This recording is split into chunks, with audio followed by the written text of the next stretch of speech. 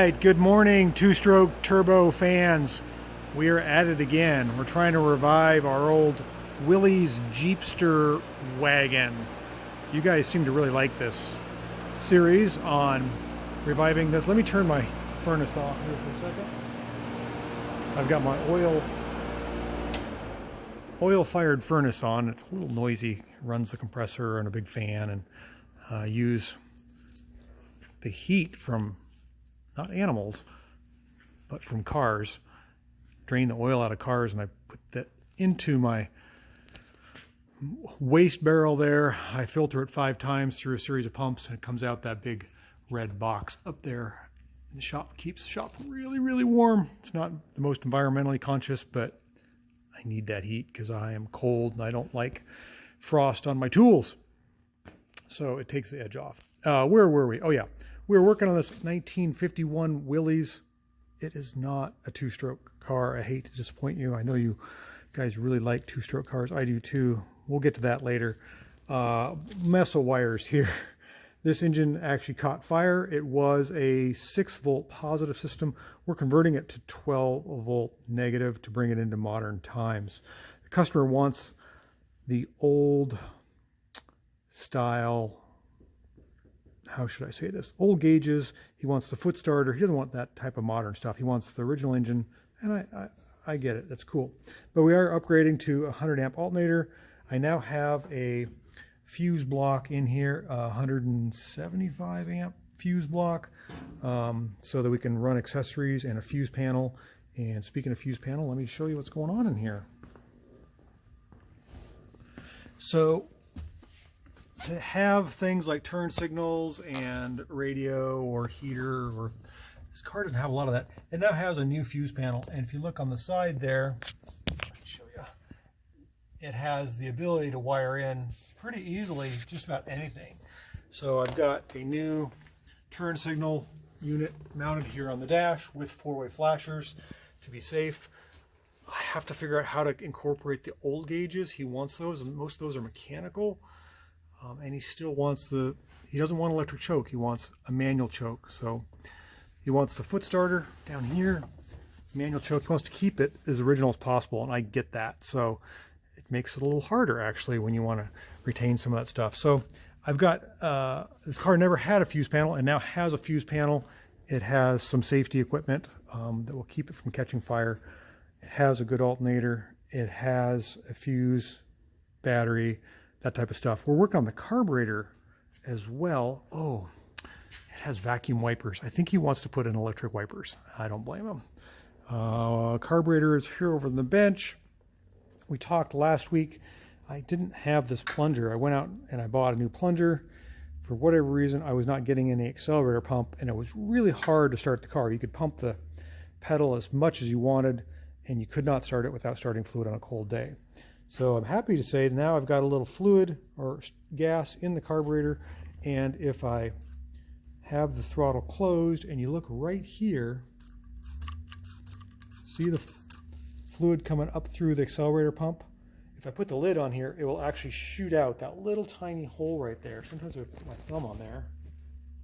No, it's going to be hard for me to do that with 2 hands. Anyway, I can block this with my thumb and work the lever and see if you can get it. No, I can't hold it on there good enough. Oh, there it goes. You can see it's shooting out of there. That's what we want. We want a little bit of raw gas to shoot down for a transition between idle and mid-range, and also cold starting to get this thing to fire up. Trust me, it does work. So, haven't put it on the car yet. This is an old YF Carter. I believe this is a mid-60s carburetor. It's been replaced, but it's what we got, and it works with the mechanical choke and the linkage and all that. I wanted to save it. It was $20 or so for a carburetor kit, and it's $100 for a new carburetor. Yeah, we'll see how this works. So I'm going to pop that back on there. This engine is a 2.2 liter 4-cylinder Hurricane engine, and I can't remember. It's got 4 valves in the block and 4 valves in the head, and it's kind of a strange thing, and I don't remember if it's the intake or exhaust. I think it's exhaust. I don't know, maybe the intake valves are in the head. I can't remember. But it runs fine. It's very simple, very rudimentary rig, and we're getting some good work done. So I think today I should be able to fire the alternator. I have to run this in cab for a 12-volt switch, a new ignition switch, and then we got to start working on lights and making it safe. Now, even when this car is done, it has gears. Most cars do. Very, very low gears. This is a maximum of 45-mile-an-hour car. You wouldn't know that, but I've driven it, and it'll get you anywhere as you need to go, but not quickly. It's not meant to go over 50 miles an hour. I think it has like 529 ring pinions or something like that. It's ridiculous. So anyhow, let's get a little further along, and I'll give you an update. Okay, so it's a little while later. Actually, it's a lot while later. It's end of the day.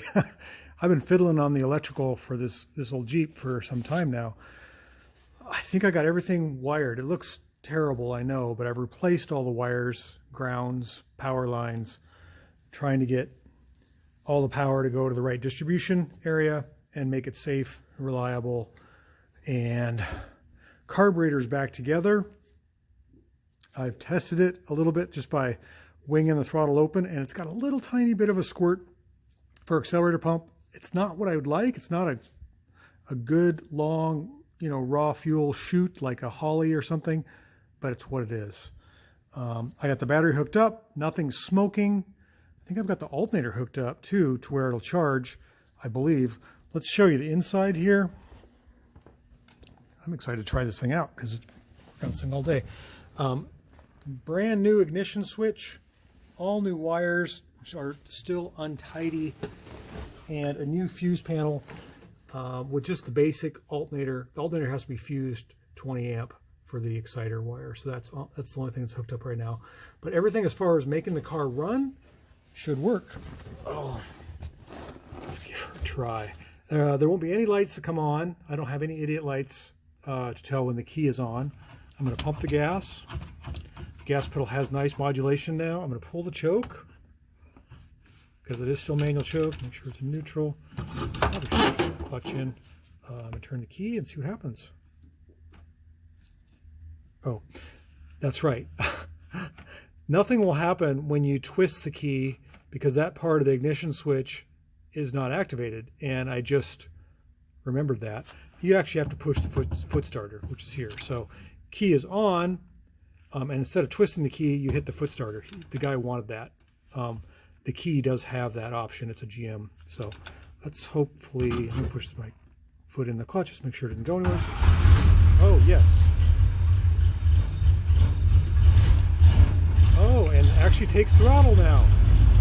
It's a bit rich.